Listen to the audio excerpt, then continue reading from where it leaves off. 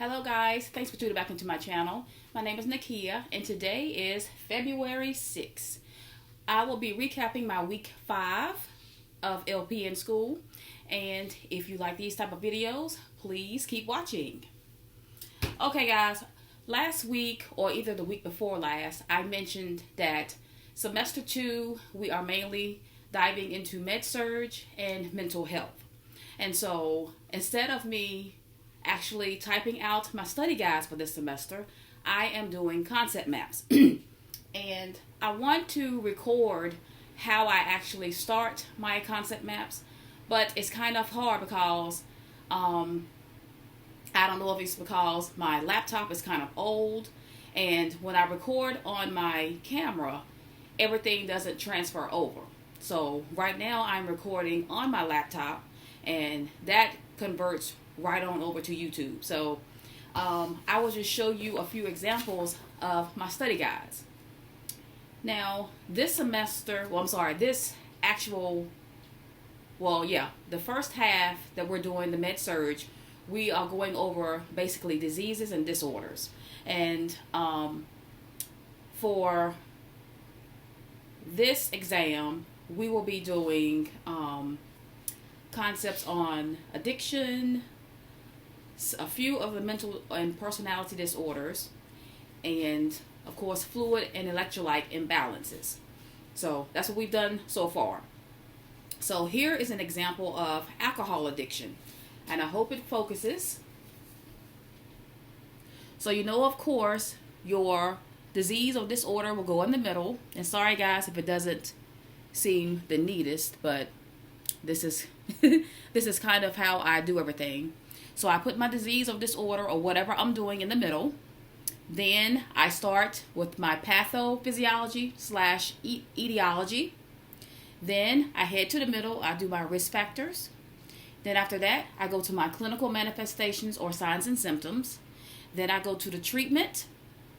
And then I should have done treatment / prevention, but that'll give me a reason to go back into my book to read about the preventions. Then I do my assessments, or when your patient comes into the clinic, what you should look for and ask for that patient. And then last, when your patient is getting ready to discharge, some nursing implementations or interventions, what you need to teach the patient, what you need to go over several times so that it sticks into the patient's head. So that's alcohol addiction. Next is nicotine addiction, but it's kind of similar to alcohol. This one is substance addiction, which is basically the same. And these two are what I did this morning: fluid volume deficit and fluid volume excess. So when you're dehydrated and when you are overhydrated. So that's kind of similar what I do. And as you notice, all of my concept maps have the same colors.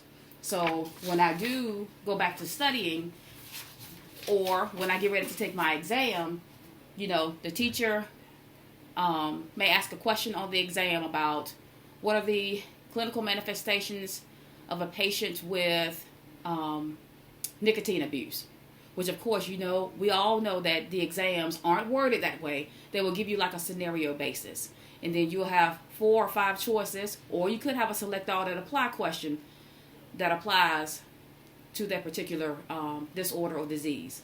So instead of actually typing out my study guides for this semester, because I think on the calendar, everything for semester 2 is basically diseases, disorders, or some kind of condition that's going on within the body.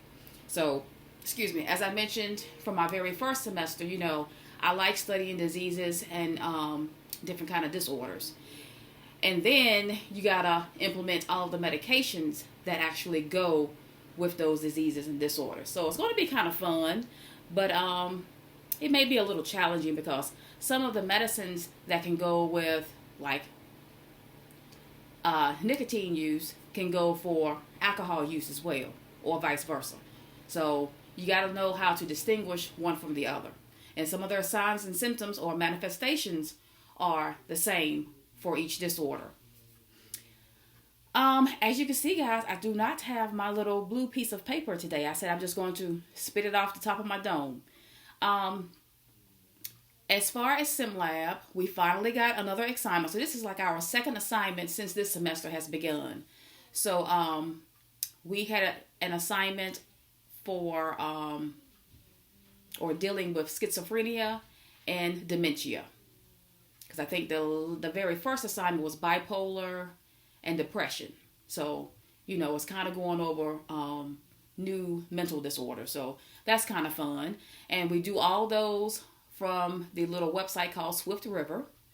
And it's a good way to, for one, figure out the medications, what are the side effects and what the patient should or should not do while they're taking the medication. But, I still like that hands-on learning.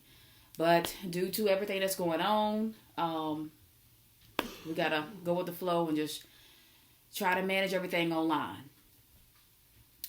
As far as lecture this week, of course, I do not know where my calendar is.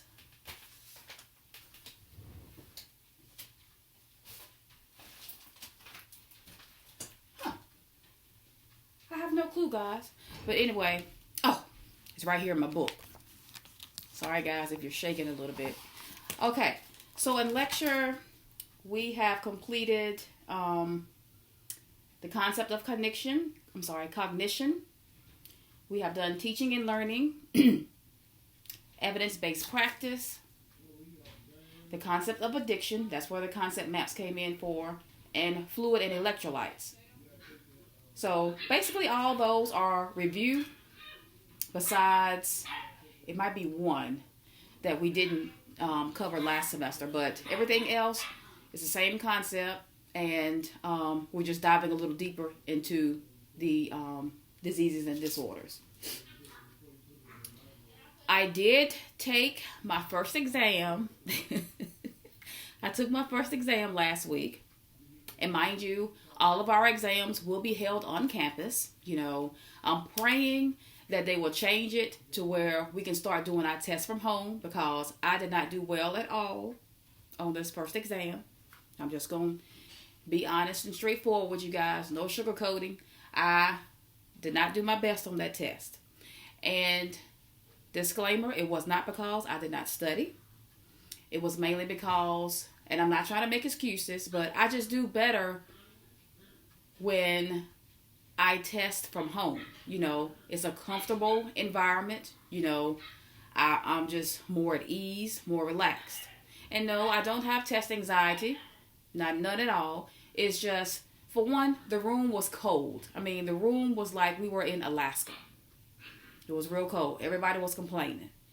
Then we weren't supposed to bring in our Apple Watches, our cell phones, and, I left both of mine in the car. I had some classmates that brought their phones in. They were on vibrate, but you could still hear the buzzing, in their purses. That threw me off, The excessive clicking of the mouse. I heard all that. If you had a question about something on the test, or you got to raise your hand and let your teacher know that you're done, she comes over, I can hear the little whispering, little things like that just threw me off so bad on this first exam. But this is what I got for the following exams. Earplugs. And I did get approval from my director.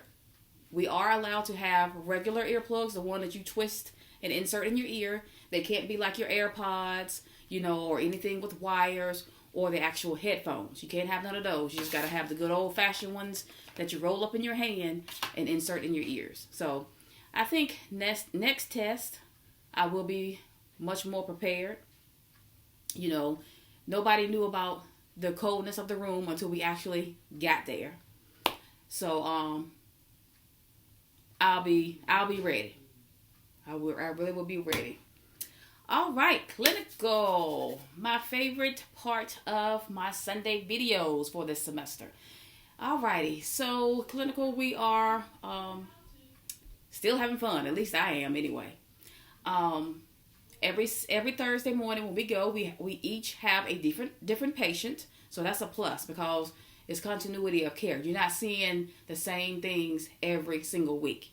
And that's what I really love. My instructor is so organized. I think I've mentioned this before. You know, you walk in, after you sign in and take your temperature by your wrist, you'll walk to the room, and she already has your name with your papers about your patient.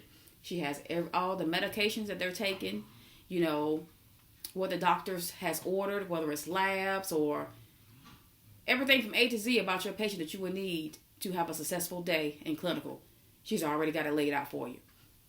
So once we sit down and she lets us know anything about the day, we can go ahead and look up all of the medications that the patient is taking. We have to write down the classification of that drug, write down the signs and symptoms or adverse effects of that drug, and she wants to know why that patient is taking that drug. So 4 things that we have to write down so that when we get ready to pass out those medications, we are set. And this past Thursday, when she came into my patient's room, because I had just completed my head-to-toe assessment, she was like, "You ready to pass out your meds?" I was like, "Yeah," which I was ready. But I didn't write down why the patient was taking the actual medications. So she got on me a little bit, but it's okay. You know, I know going forward, I know what to actually jot down. So guys, I am still having fun and, you know, just feeling energetic. And I know sometimes, at least for the past 2 weeks, probably after I took that first test, I just got into a little funk, you know, not being motivated, not studying as long as I have, you know, in the first semester. And it's all because I bummed that test. That's all. So I'm not going to even beat up myself, you know. But I do know that I want to push myself and try to at least get higher scores this semester than I did last semester, you know. So we're going to remain positive, surround myself with positive people, and just rock it on out until the end of July. Because, guys, July will be here before we know it. And I am so ready to be walking across that stage. So, guys, I appreciate you watching my videos each Sunday. And I may try to slide in another video before the end of this week. So, guys, if you like this video, make sure you hit that like button, comment, and subscribe if you will. And please hit that notification bell so that you will be notified as soon as my videos upload. All right, and until then, guys, be blessed and be safe. Bye-bye.